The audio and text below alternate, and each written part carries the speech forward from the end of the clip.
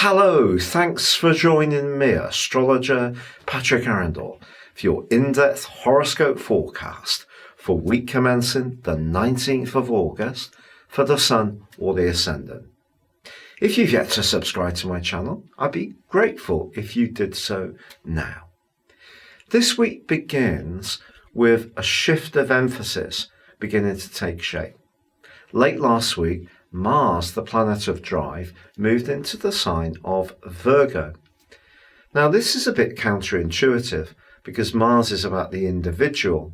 It's about our desire to get instant gratification. It's a more masculine energy. Of course, Virgo is the virgin. It is about sacrifice and purity. But Mars in this area can see us able to work harder, sustain our efforts in a much more focused way, and look for tangible results. Now, Mars is going to be joined on Wednesday by Venus. Now, Venus in the sign of Virgo is also quite self-sacrificing. And then they're both joined on Friday by the Sun, which returns to Virgo for the first time in 11 months. Now, in the last phase of this week, the three are going to be together. So we have a stellium. And this is going to be fascinating because they're also going to be linking to Uranus in the sign of Taurus. So we have this greater emphasis on the things that require our attention to detail and where we need to be thorough and precise and discriminating, which all comes from that Virgo energy. But there's also a push to be creative, inventive, and a bit spontaneous, which is coming from the energy from Uranus. Also, as we enter into this week, we still have the backdrop of last week's Venus-infused full moon, which occurred in the sign of Aquarius. So we were already being asked to juggle our priorities and manage our time, especially in a social or romantic context. So I think what this Virgo energy is going to ask us to do is really focus. And the interesting thing also is there is a quarter moon on Friday in the sign of Gemini, which could see us tempted, because of the Virgo energy, to almost be too virtuous and to try to pack in so much at the end of this week that we actually end up spreading ourselves too thinly. So really prioritizing on what's really important is going to be really helpful. And the other thing that's happening this week is that Mercury, now it's going forwards in the sign of Leo, is actually forging a superb angle to Jupiter. So Jupiter, of course, is in Sagittarius, itself going forwards. So if there is a scheme which requires us to think big, be positive, but apply ourselves in a very precise way, which is supported by this Virgo energy, well, we're certainly getting it all together. But it's important to understand that the stellium between the Sun and Venus also links with Mars, and that's quite a sultry combination.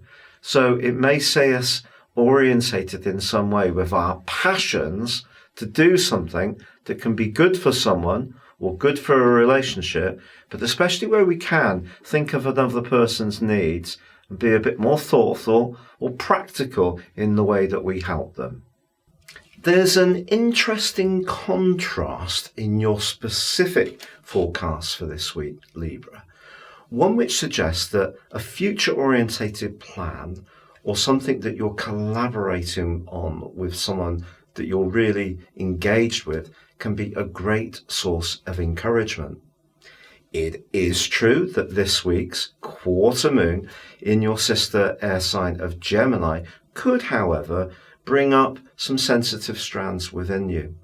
Of course, Mars made its way into your 12th solar house last week, is joined by your ruler midweek and the Sun on Friday. So we do see a change of emphasis, one which is much more to do with reflection. This is an opportunity, particularly as they come together in a group towards the end of the week, to have some perhaps confidential or private or thoughtful exchanges with people. Venus and Mars balanced out beautifully. You could be feeling very nostalgic for someone from your past, or if you're in a current involvement, you may be just pondering exactly what this relationship is about and what you need from it and where it's going to take you in the future. But as I say, there is still that beautiful, sparkling slice of charisma and positivity. But I just feel that if you do find yourself wanting to separate from some people and just have some quiet time, mull things over, I think it actually could be hugely therapeutic. If you are someone who's very attuned to any kind of nurturing therapy, it would be a fabulous time to have a massage or a Reiki session or some chiropractic, anything which helps to heal the deeper, more psychological you. It's been a real pleasure being with you. If you'd like to know more about personal astrology based on your time, date and place of birth, please click on the link beneath this video and visit my chart store. If you buy a year's forecast and your character analysis, I will give you a 30% discount, or you have an opportunity to book a one-to-one live consultation with me personally. But for now, good luck and goodbye.